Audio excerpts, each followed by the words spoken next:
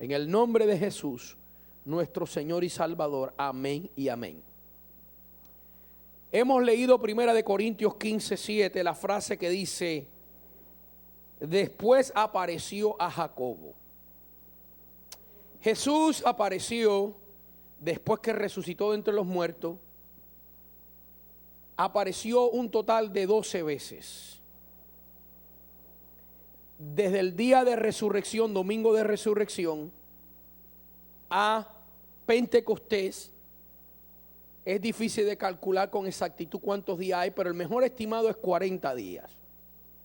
Y en esos 40 días apareció 11 veces. Y después de Pentecostés, en Hechos capítulo 9, vemos que apareció la 12ª vez a Pablo camino a Damasco. 12 veces. Hemos predicado 10 veces de ella. En otras palabras, el texto que hemos leído hoy es la 10ª vez que Jesús aparece. Esos de ustedes que han estado aquí desde el principio, se recuerdan que primeramente apareció Jesús a María Magdalena junto a la tumba, luego a un grupo de mujeres junto a la tumba, luego a Pedro, luego a 2 discípulos que iban camino a Emaús, luego a los discípulos ese mismo domingo en la noche, luego una semana después a todos los discípulos, incluyendo a Tomás, hermanos míos, un domingo en la noche. Luego en el mar de Galilea, etcétera. Y aquí llegamos hasta la 10ª vez. La Biblia dice que aparece a un personaje que lo menciona como Santiago, como Jacobo, perdón. Y dice la Biblia que entonces apareció a Jacobo. Y este Jacobo sería bueno que explicáramos quién es. El nombre Jacobo es una griegología. Le voy a explicar lo que significa eso porque usted me oyó y así le vi la cara como diciendo, ¿y eso con qué se come? Bueno, es un derivante griego, una griegología, del nombre hebreo Jacob. Nombre hebreo Jacob. Al traducirse al griego es Jacobo. Se le agrega una O. Pero el nombre Jacob o Jacobo en latín es el nombre Santiago. En inglés el nombre Jacob o Jacobo es James. James. En español, hermano mío, que lo heredamos del latín, es Santiago, que es una palabra compuesta de San y Tiago.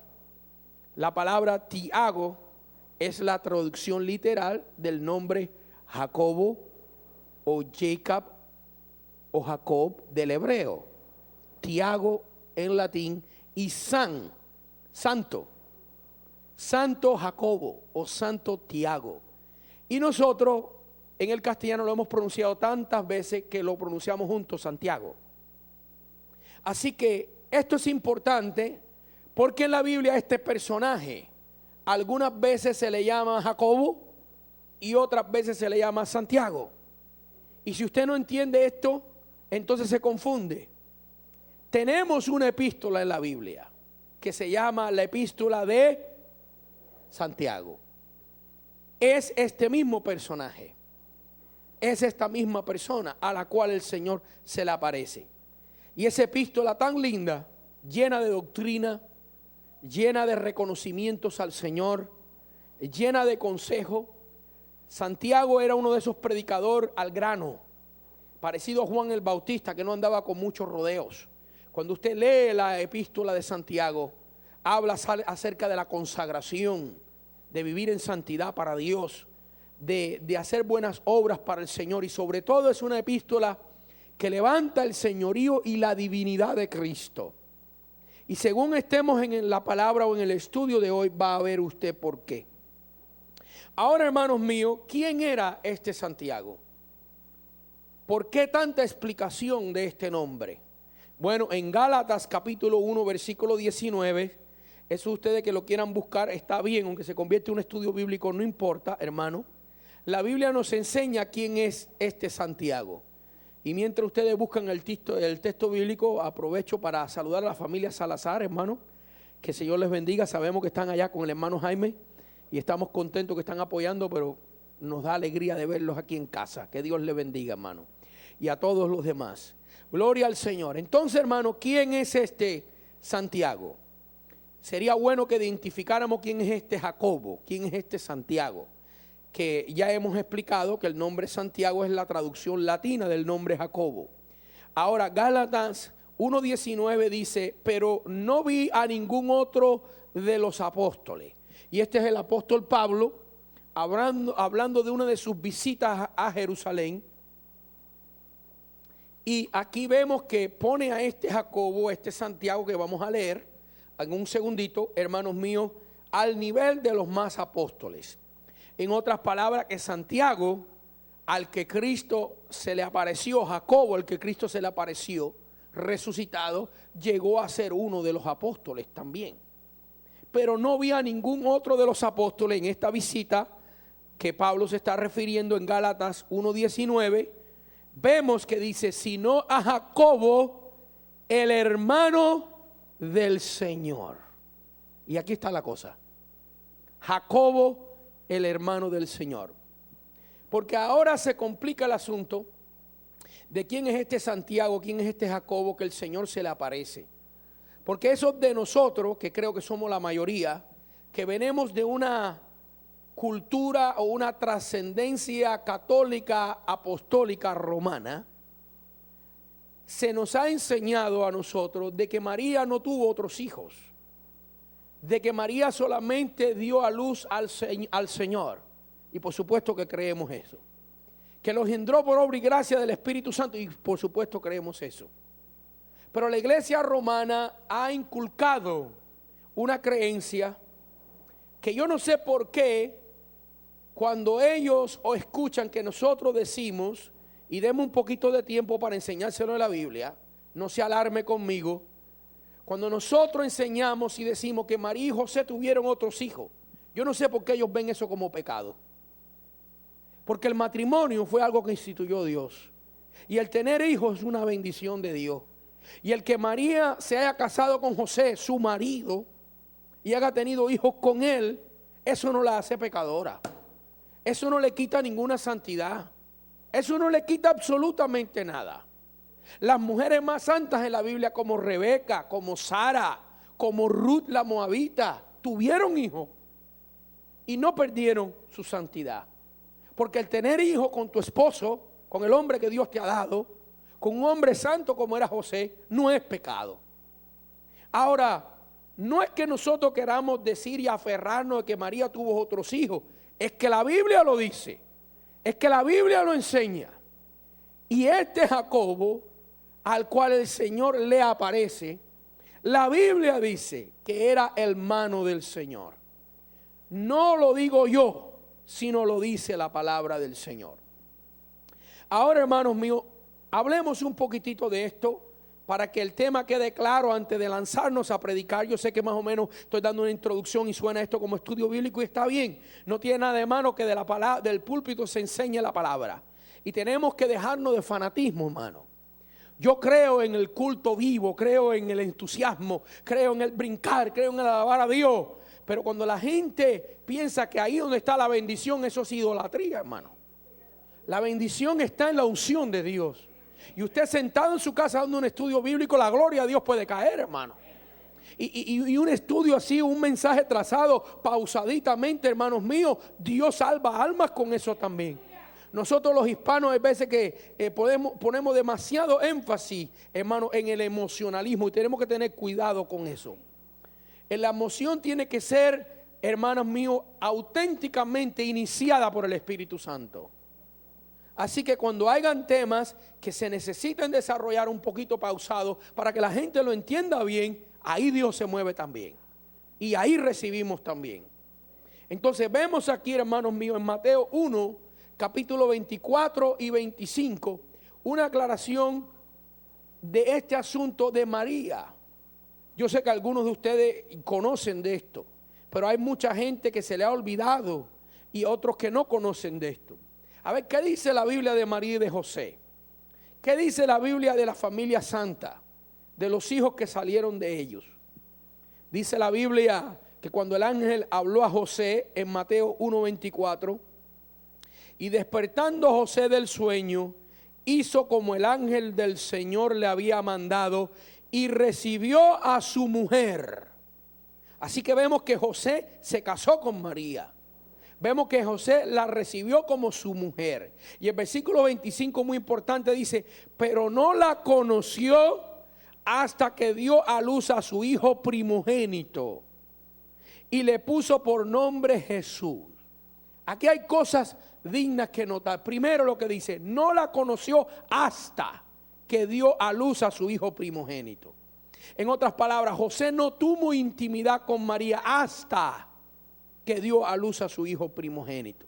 Pero una vez que dio a su hijo primogénito, que María dio a luz al Señor, la Biblia dice que sí la conoció. Y luego dice, hasta que dio a luz a su hijo primogénito. Esa palabra en sí es importante. No dice unigénito. Cuando la Biblia habla de Jesús, hijo de Dios, dice el unigénito del Padre. Porque Jehová Dios solamente ha tenido un hijo como Jesús. Nosotros somos adoptivos. De su genética, de su naturaleza, de su divinidad solamente hay un hijo que se llama Jesucristo. Y por eso la Biblia dice el unigénito del Padre. Pero cuando habla de María dice el primogénito. ¿Lo ven ahí? Primogénito.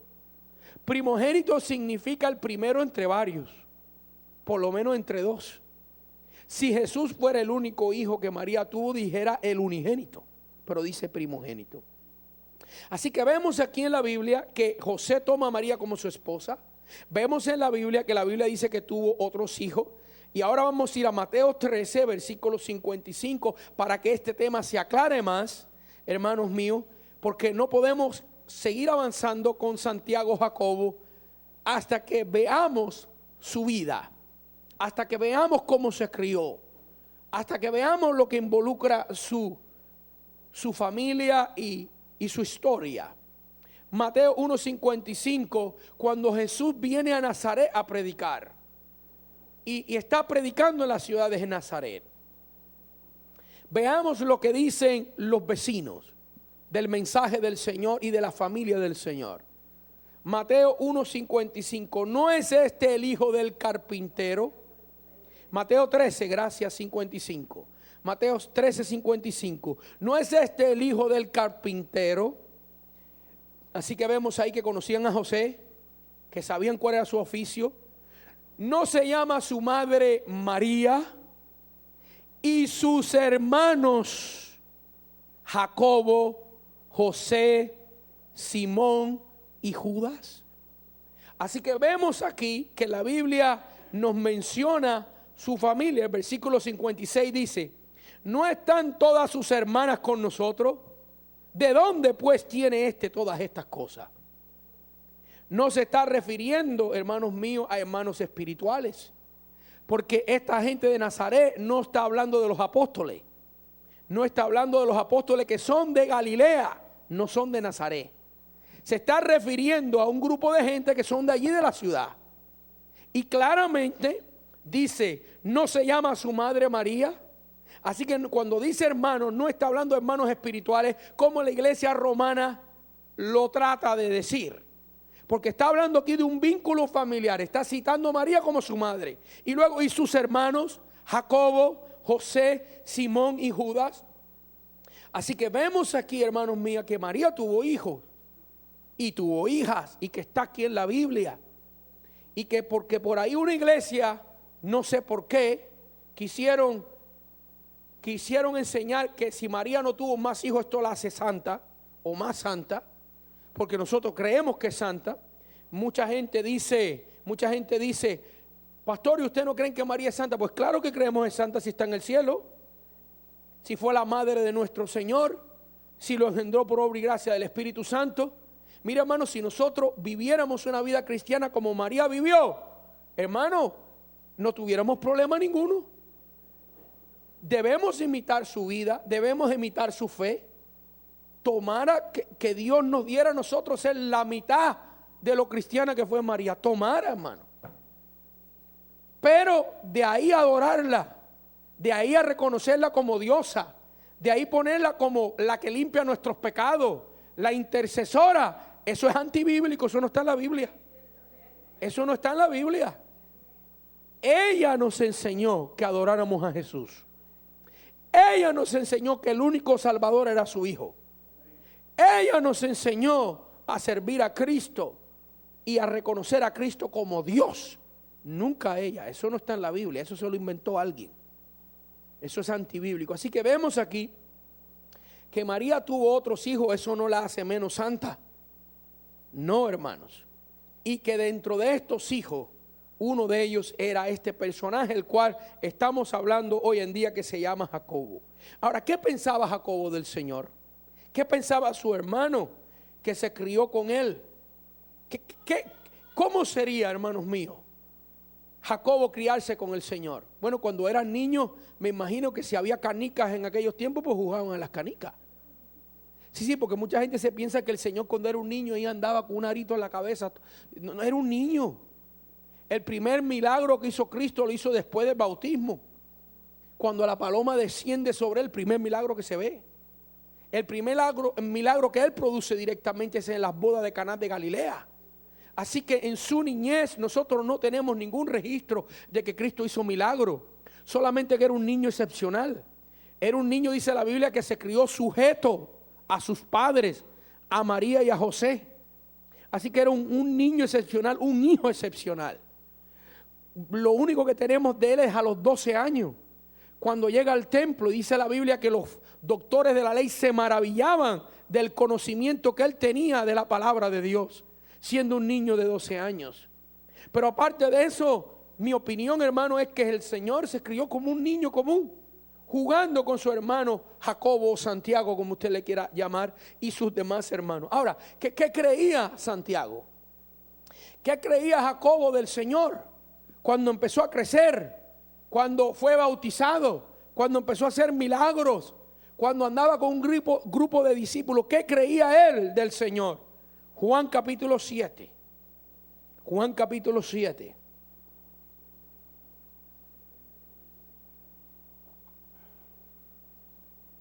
Juan capítulo 7 dice así, versículo 3. Y les dijeron sus hermanos: sal de aquí y vete a Judea. ¿Por qué? Porque en Judea estaba el templo. Ernie, dame un poquito de auxiliar 1, 2 y 3, un poquitito, pero un poquitito nada más para que no tengamos problemas.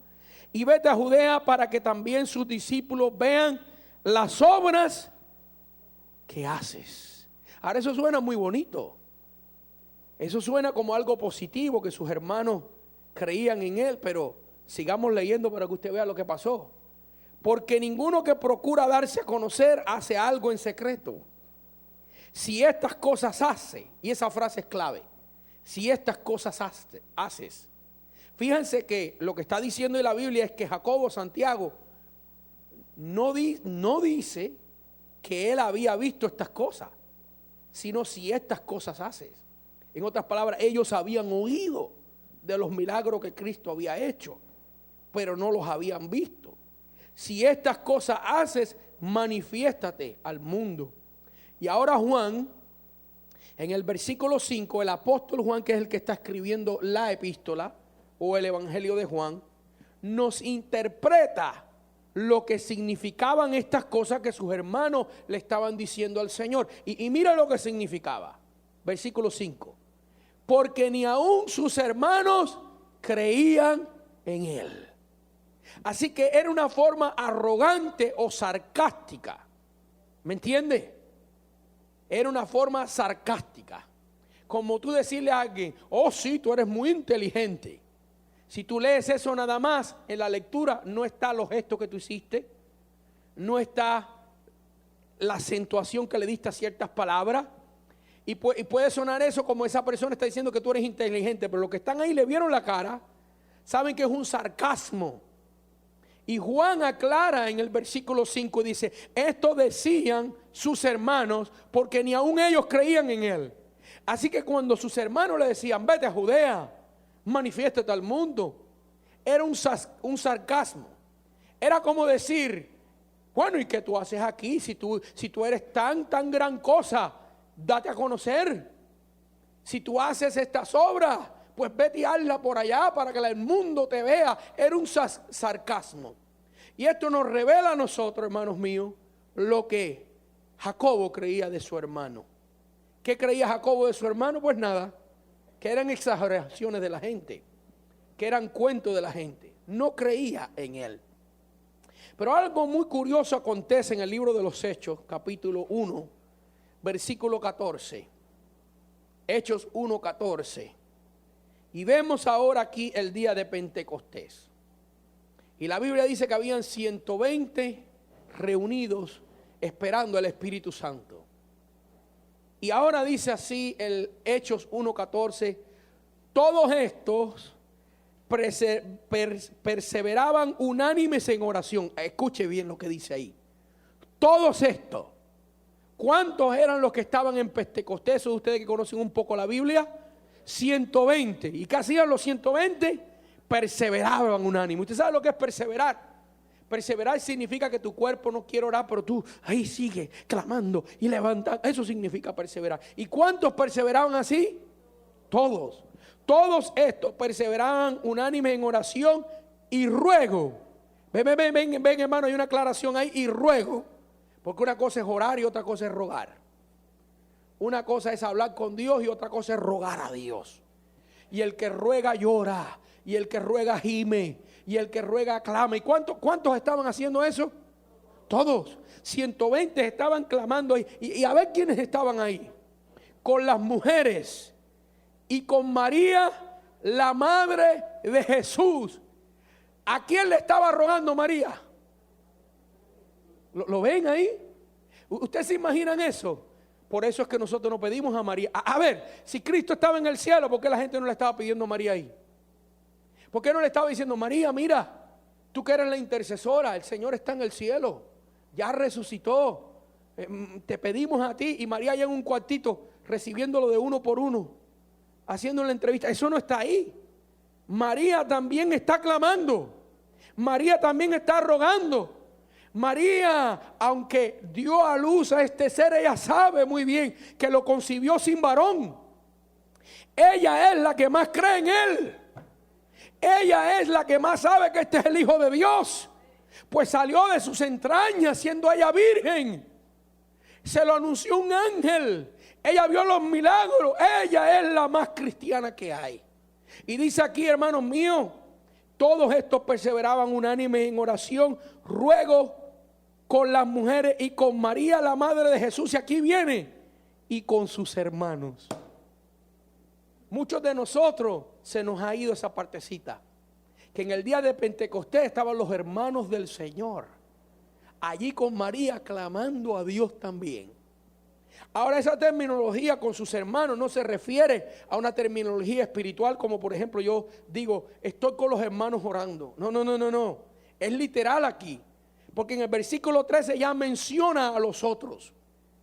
Y entrado, subiendo al aposento alto donde moraba Pedro y Jacobo, otro Jacobo, Juan, Andrés, Felipe, Tomás, Bartolomé, Mateo, Jacobo, hijo de Alfeo. Ve, hijo de Alfeo no es este Santiago, no es este Jacobo, no es el hermano del Señor. Son otros Jacobo, que era un nombre común entre los judíos. Simón el celote y Judas, hermano de Jacobo, otro Jacobo más.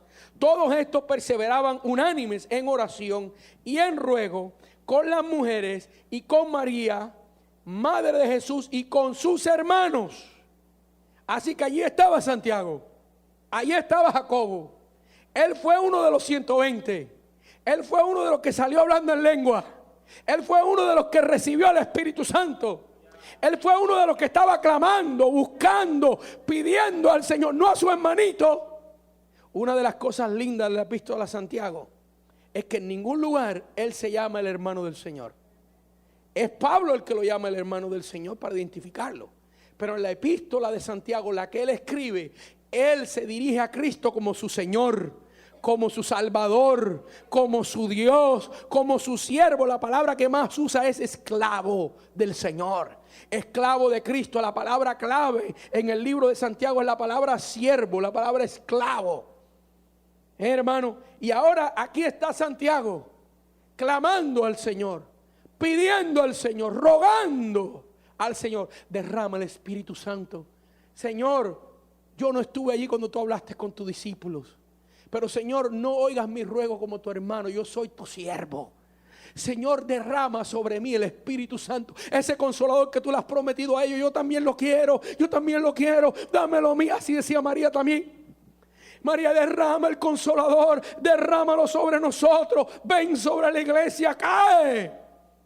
Hermano mío, de repente un gran estruendo, y de repente lenguas de fuego que se aposaron sobre ellos y no podían contenerse. Empezaron a hablar en estos lenguajes, en estos idiomas, que alababan y glorificaban y contaban los misterios divinos de Dios. Gloria al Señor, aleluya.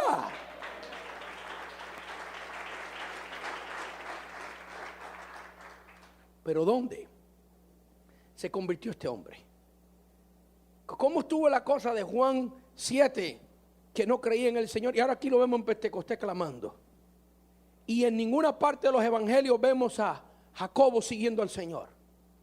En ninguna parte de los evangelios vemos a su medio hermano siguiendo al Señor, siendo su discípulo. Al contrario. Es que ahí es donde entra nuestro texto en acción. Primera de Corintios 15:7. Después apareció a Jacobo.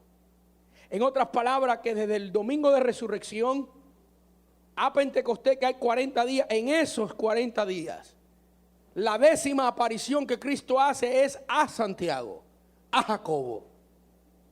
Y ahí es donde Jacobo y Santiago reconoce que este que se crió con él jugando canicas, que este que se crió con él haciendo las cosas que hacían de niño, no era su hermano carnal, que este era el Hijo del Dios viviente, que se le apareció con poder, con gloria, resucitado de entre los muertos. Y por eso vemos a Jacobo no convirtiéndose en el libro de los Hechos, en Hechos 1:14, como hemos leído. No, Jacobo no está ahí convirtiéndose. Jacobo está ahí ya convertido. Jacobo está ahí ya clamando. Jacobo está ahí como creyente. Jacobo está como uno, parte de la iglesia, esperando el derramamiento del Espíritu Santo. Y ahora quiero entrar a algunos puntos, hermanos míos, que quiero dejar con ustedes en unos 15 minutos que me quedan del mensaje. Puntos que no se podían predicar o lanzar a ustedes a no ser que hubiéramos dado toda esta explicación. Vemos en la vida de Jacobo, hermano mío, la idea de que la manifestación de Cristo es capaz de persuadir el corazón más duro. La manifestación de Cristo es capaz de persuadir al corazón más duro. Pues vemos aquí que Jacobo no creía en él. Pero cuando Cristo le aparece resucitado entre los muertos, el que no creía, el que no seguía, se convierte. Y yo no sé si usted sabe esto o no, pero sería bueno que se enterara para que no sufra mucho. Es que la gente más difícil de traer a los pies de Cristo son su familia, sus familiares. ¿Lo ven aquí? Miles, cientos siguiendo al Señor, y su hermano, llegó el Señor a su casa, a Nazaret. ¿Y saben lo que dice la Biblia? Que en Nazaret no pudo hacer milagros, porque la gente no creía. Y se quedaban maravillados y decían, ¿y este no es el hijo del carpintero? ¿De dónde tiene estas señales? Estas cosas que se oyen que él hace, ¿de dónde las sacó? Oh, hermano. Y llegó a su casa para recibir aliento, para recibir consuelo, para que sus hermanos, su familia creyeran en él y fuera salva. ¿Y qué hicieron? Arrengarlo, burlarse de él, tratarlo de una manera sarcástica. Eso era Jacobo. Pero ¿sabe qué? Cuando Cristo se manifestó a él resucitado entre los muertos, en su divinidad y en su poder, se acabó la duda, se acabó el ateísmo, si cabe la palabra ateísmo, se acabó la falta de fe, la falta de creencia, se acabó, se desvaneció todo con un vistazo del Cristo glorificado. Y déjame decir, hermanos míos, que eso es lo que nos ha pasado a todos nosotros. Porque, hermanos míos, La mayoría de nosotros conocíamos del Señor desde chiquititos, pero siempre le dimos la espalda, siempre lo marginamos, siempre hasta nos burlamos de esos que conocían al Señor. Le decíamos, aleluya, ¿para dónde vas? ¿Para la casa del Señor? Pídele que te dé dinero, pídele que componga a tu esposa, pídele que te cambie a ti. Así nos burlábamos sarcásticamente. Muchos hasta le decíamos a los que creían en el Señor antes que nosotros, mira, a mí me va mejor que a ti y yo ni voy a la iglesia. Y le decíamos, no tienes que ir a la iglesia, lo que tienes que creer en tu corazón, cree, y eso es todo.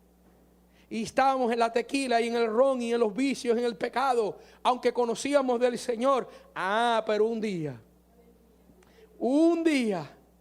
todos los que estamos aquí que conocemos del Señor de una manera o de otra, unos en un automóvil, otros en un parque, otros en un hospital, otros en una cárcel, otros en un culto como este, hermano mío, te encontraste con el Cristo glorificado, con su presencia, con el Señor que dijo, hoy es tu día.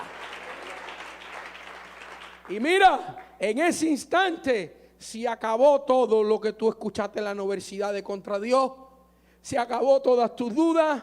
Se disiparon toda la psicología que tú tenías, que quién nació primero, el huevo o la gallina,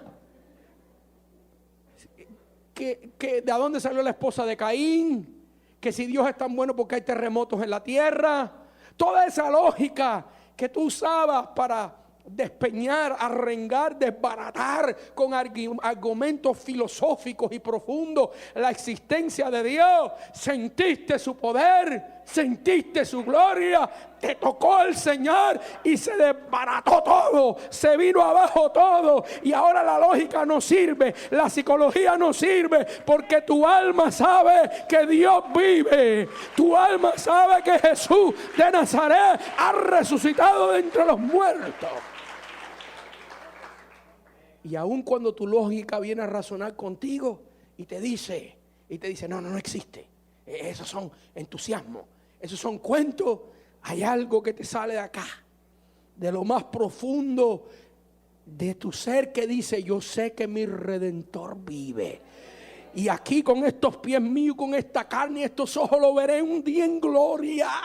Hay algo más poderoso que tu propio razonamiento, que toda la lógica y los argumentos que te puedan presentar delante. Porque el que se encuentra con este Cristo resucitado, como Santiago se encontró, como Jacobo se encontró, el que se encuentra con ese Cristo resucitado, no hay demonio del infierno, no hay prueba, no hay tribulaciones, no hay peligro, no hay espada, ni lo presente, ni lo pasado, ni lo alto, ni lo profundo. Nada nos puede separar de ese amor de Dios que es en Cristo Jesús, nuestro Señor y Salvador. Esa es la experiencia que tuvo Santiago. Mucho razonamiento, mucho cuento. Y quién sabe cómo fue. La Biblia no nos describe cómo fue su encuentro con Cristo, con el Cristo resucitado. A lo mejor andaba caminando, estaba oyendo por toda Jerusalén que Cristo había resucitado, y por ahí de repente el Señor. Y ahora aquí está Santiago y Cristo delante de él. Aquí estoy, postrado ahora a sus pies. Su hermano que se crió con él, postrado a sus pies, adorándolo. Yo prometo servirte todos los días de mi vida. Yo soy tu siervo, tú eres mi Dios. Oh, hermano, ¿cómo habrá sido ese encuentro? Igualito que el que nosotros tuvimos con él, llorando con lágrimas. Señor, tanto que lo oímos, tanto que nos invitaban a ir a la iglesia y no queríamos ir. Ahora nuestro vocabulario ha cambiado y es: sin ti no puedo vivir, Señor. Sin estar en tu casa mi alma está vacía. Sin ti, Señor, mi vida no tiene sentido. ¿Por qué? Porque algo de tu corazón ha conocido a este Dios vivo. Y cuando eso acontece, hermanos míos, hay salvación y hay vida eterna. Sí, hermanos míos, la manifestación de Cristo a través de su palabra a través del Espíritu Santo, a través de la predicación, a través de un testimonio que tú compartas, todavía tiene poder para cambiar las almas. Y por eso que usted no debe, hermanos míos, de parar de hablar de Cristo. Porque lo que usted está haciendo, hermanos míos, Dios respalda tus palabras con su presencia y toca los corazones. He estado leyendo el libro de la historia de la Iglesia Metodista Pentecostal de Chile. Como voy en camino para allá, el día 7 de octubre estaremos en Chile predicando. Y yo he leído este libro varias veces, me fascina. Pero ahora estoy repasándolo otra vez. Y hay unos testimonios tremendos. Alrededor de los años 1900 el Espíritu Santo empezó a derramarse en diferentes lugares. Empezó a derramarse, hermanos míos, por allá, por el estado de Gales, en Inglaterra, y por India. Y empezó a derramarse en Topeka, Kansas. Y luego en Azusa Street, aquí en la ciudad de Los Ángeles, en el año 1906. Y en el año 1909 el Espíritu Santo cayó en Chile. Hacía 1 año y medio que un grupo de hermanos estaba orando 3 veces a la semana. De 5 de la tarde a 7, 2 horas. Hicieron un pacto de oración. Y por 1 año y medio empezaron a orar para que se derramara el Espíritu Santo. Primeramente eran 2 o 3 nada más. Y luego empezaron a agregarse. Y cayó la gloria de Dios. Y la gente empezaron a convertirse. Le estoy hablando del año 1909, hermano. Por cientos, por miles de personas. Y estaba leyendo este libro, testimonios tremendos. Pero a ver, ¿cuál le cuento de uno de ellos? Le voy a contar el que le conté en el culto de inglés para que el mensaje se salga igualito o parecido. Habían 3 ladrones en la ciudad de Valparaíso, Chile, donde estaba esta iglesia que pastoreaba el reverendo Hoover, donde se derramó el Espíritu Santo. Y estos 3 ladrones querían robar, estaban en aprieto económico y dijeron, ¿dónde vamos a robar? Y dijeron, ya sabemos, vamos a robar la ferretería que está al lado de la iglesia. Porque cuando esos aleluya empiecen a cantar la bulla que hacen, nosotros podemos romper puertas, ventanas, cajas fuertes, lo que sea. Y nadie nos va a oír. Con toda calma y tranquilidad. Y como hay tanta gente por ahí entrando y saliendo, pues nos confunden. Y se metieron los 3 ladrones a robar.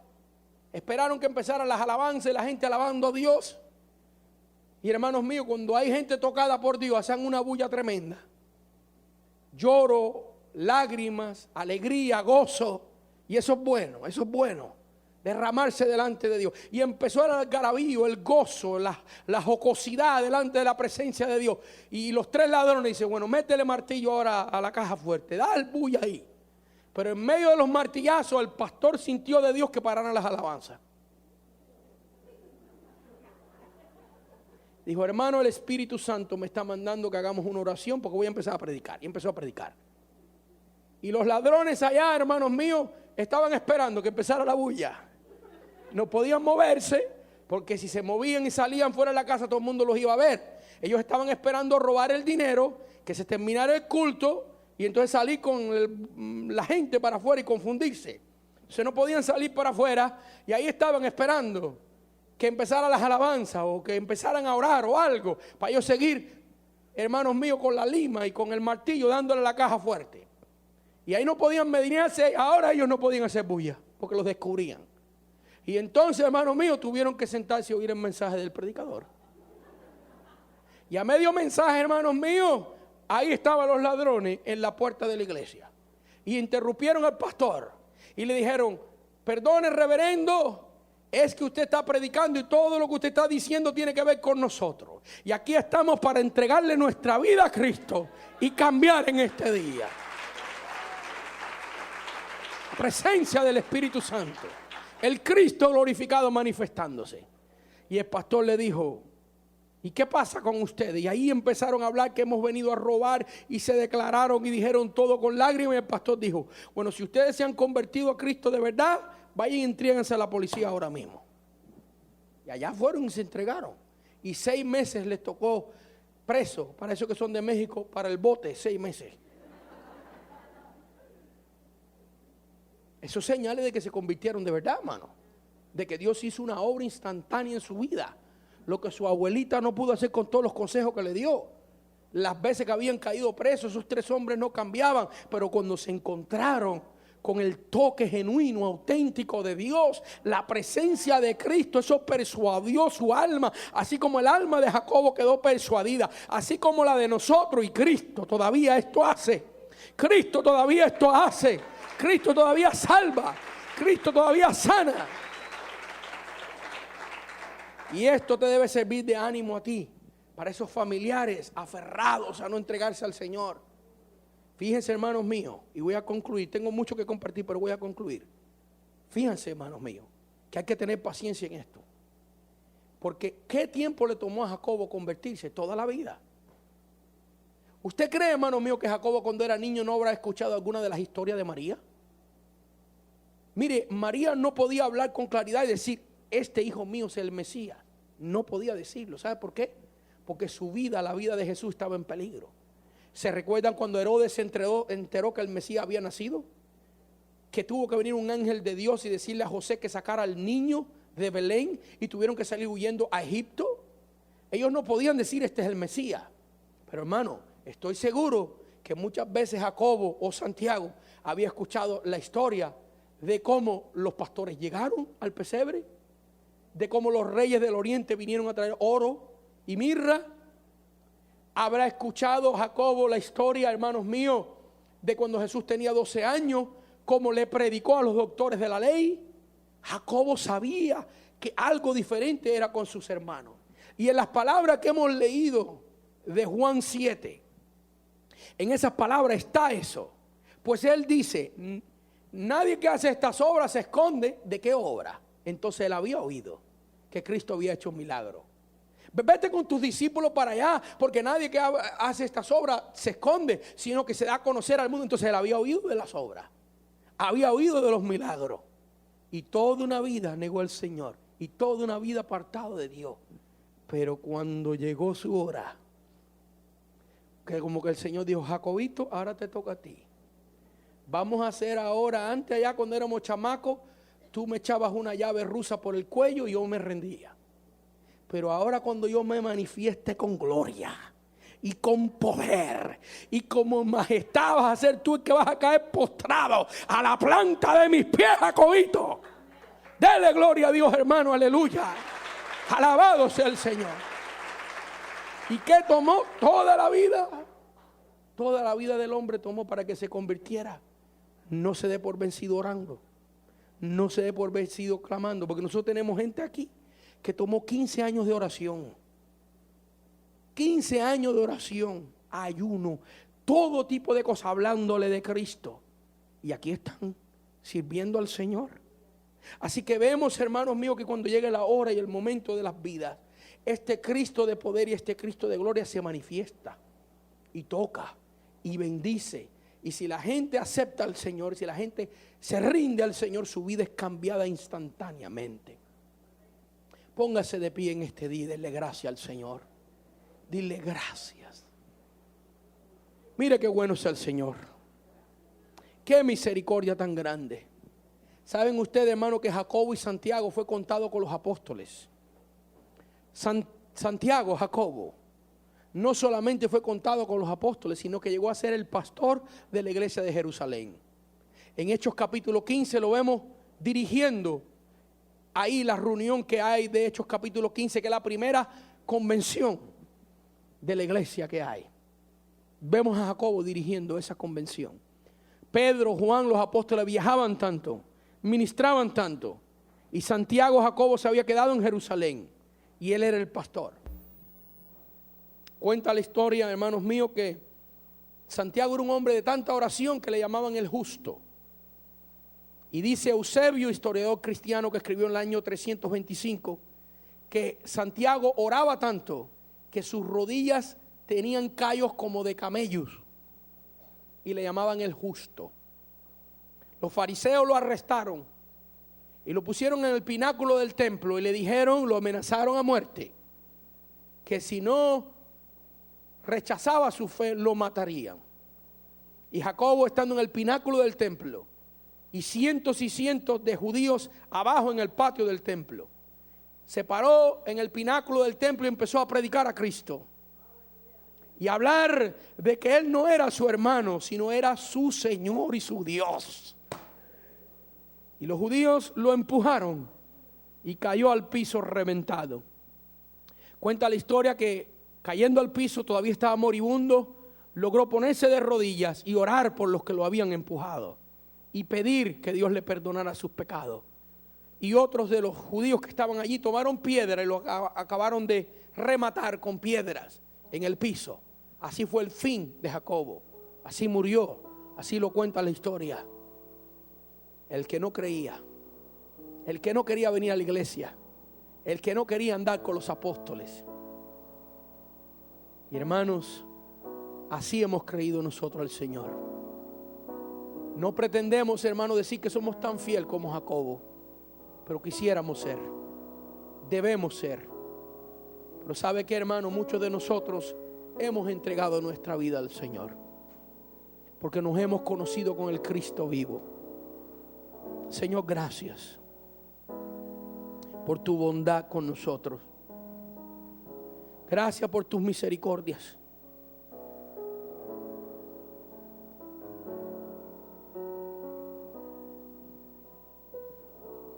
Señor, gracias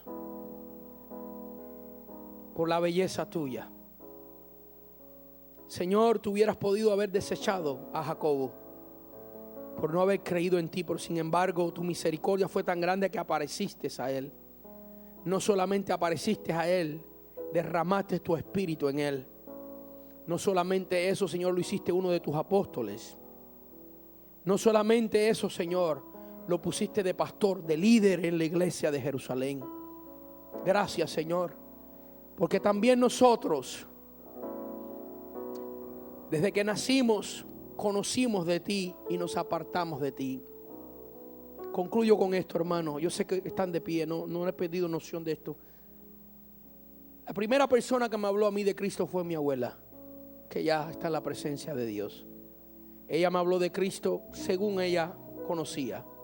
Después de eso, la segunda persona fue mi madre, y ella también me habló de Cristo según ella conocía. Luego, nunca se me olvida un amiguito que yo tenía en el pueblo, que me habló del Señor y me invitó a la iglesia. Por supuesto, la iglesia católica. Pero por lo menos eso fue dándonos a nosotros un fundamento. Nos fue enseñando a nosotros que había alguien que se llamaba Cristo, que había nacido de una virgen, que había muerto por nuestros pecados. Y ahí empezó nuestro conocimiento de Dios, hasta que llegó el día que nos encontramos con Él.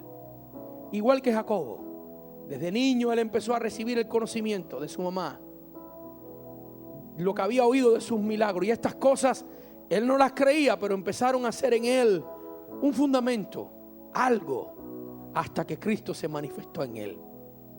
No paremos de hablar de Cristo, porque tú no sabes si el que tú le estás hablando del Señor ahora, dentro de 10 años va a ser un predicador, y tú estás echando una semilla, un fundamento. Señor, te amamos, te glorificamos, Señor. Sí, Señor. Quizás haya alguien aquí hoy que quiere entregarle su vida a Jesucristo. Te invitamos a entregarle tu vida a Jesucristo, así como Santiago, Jacobo, su medio hermano, se entregó a Él. No te invitamos a entregarte a una religión. No te estamos invitando a entregarte a esta iglesia, porque sería un fracaso para nosotros. Te estamos invitando a entregarte a Jesucristo, al Señor. ¿Quieres hacerlo? ¿Quieres hacerlo? Bueno, si quieres entregarte hoy a Cristo, invitarlo a entrar a tu corazón, invitarlo a entrar a tu vida. Repite esta oración conmigo. Yo la voy a hacer en alta voz. Tú hazla ahí en tu corazón. Nadie te tiene que oír, porque Dios te está oyendo. ¿Quieres hacerlo? Donde quiera que estés en esta parte del santuario, o a lo mejor eres una persona oyendo este cassette, a lo mejor te encuentras en tu automóvil escuchándolo, o oyendo alguno de nuestros programas radiales. Te invitamos a hacer esta oración con nosotros. ¿Quieres hacerlo? Muy bien. Vamos a inclinar nuestras cabezas todos, hermano, para que nadie esté mirando a nadie. Vamos a cerrar nuestros ojos, porque esto es una cosa privada.